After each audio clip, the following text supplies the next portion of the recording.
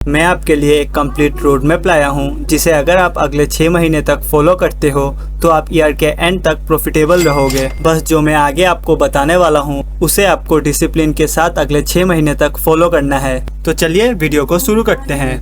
हर एक profitable trader के पास खुद का एक ट्रेडिंग सेटअप होता है।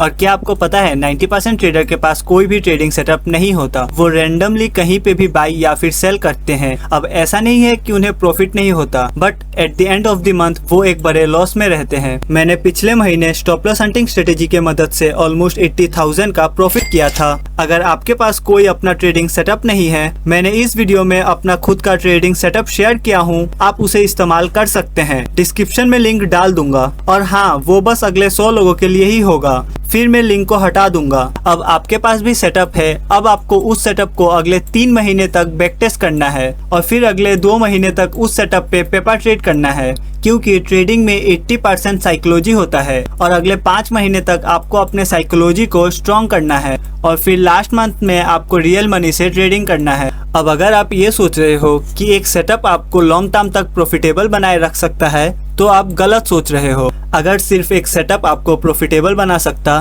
तो सेबी के न्यू सर्वे के हिसाब से 93% ट्रेडर लॉस में नहीं होते। और पता है, जब मैंने इन 93% ट्रेडरों पे स्टडी किया तो मुझे पता चला इनमें से मैक्सिमम ट्रेडर कोई भी रूल्स को फॉलो नहीं करते हैं। वो रैंडमली ट्रेड बनाते हैं, ओवर ट्रेडिंग करते हैं, रिवेंज ट्रेडिंग करते हैं। इसलिए अगर आपको इन 93% ट्रेडरों में नहीं आना तो खुद का एक ट्रेडिंग रूल बनाइए कि आपको दिन में कितना ट्रेड लेना है, पर ट्रेड में लॉस कितना होगा, डे लॉस लिमिट कितना होगा एंड ऑल डेट। और फिर इस रूल को आपको डिसिप्लिन के साथ फॉलो करना है। मुझे पता है आप में से मैक्सिमम लोगों के पास पहले से ही कोई ना कोई खुद का एक रूल होगा, लेकिन प्रॉब्लम ये है कि आप उसे फॉलो नहीं कर पाते। कुछ दिन उसे फॉलो करते हैं लेकिन फिर एक दिन बड़ा लॉस कर बैठते हैं या फिर ओवर ट्रेडिंग कर लेते हैं। तो इसका एक सिंपल सा सॉल्यूशन है, जब भी आप अपने रूल को ब्रेक करो तो उसी दिन खुद को पनिश करो। जितना सीवियर पनिशमेंट होगा उतना ही कम चांसेस है फिर से उस मिस्टेक को रिपीट करने का।